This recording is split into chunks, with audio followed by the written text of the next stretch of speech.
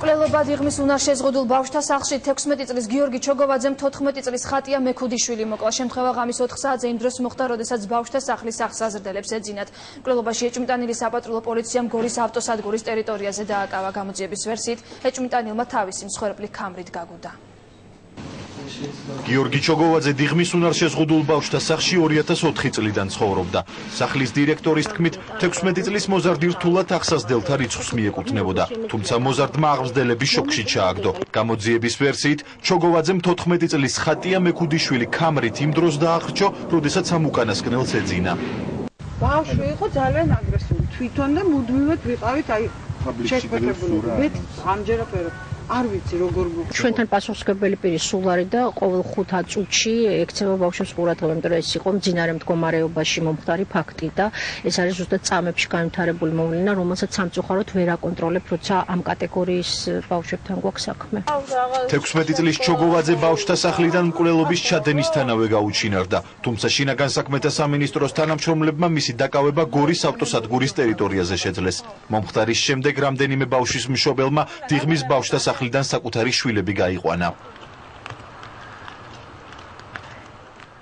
მომხდარის დეტალების გასარკვევად შემთხვევის ადგილზე სახალხო დამცველის წარმომადგენლები მივიდნენ. ბავშვთა სახლის აღმზრდელებთან საუბრის შემდეგ ომბუდსმენის წარმომადგენლები საქმის მასალების გაცნობას აპირებენ. ჩვენ აქ მოვედით მხოლოდ იმისთვის, რომ გამოგვეთხოვა ინფორმაცია, წერილობით მივმართეთ ადმინისტრაციის ხელმძღვანელს და დაველოდებით ინფორმაციის მოწოდებას. როგორც კი მოგვაწოდებენ, შემდგომ შევძლებთ თქვათ რა მოხდა და რა არ მოხდა. მომავალში მსგავსი ფაქტების თავიდან ასაცილებლად ადამიანის უფლებათა დაცვის საპარლამენტო კომიტეტი საკანონმდებლო ინიციატივას ამზადებს. ქრონიკასთან საუბრისას კომიტეტის თავმჯდომარე ბავშვთა აღმზრდელობით დაწესებულებებში კონტროლის მექანიზმების გაძლიერებაზე საუბრობს. ჯანდაცვის სამინისტრო კი სპეციალური ტრენინგების გამართვას გეგმავს.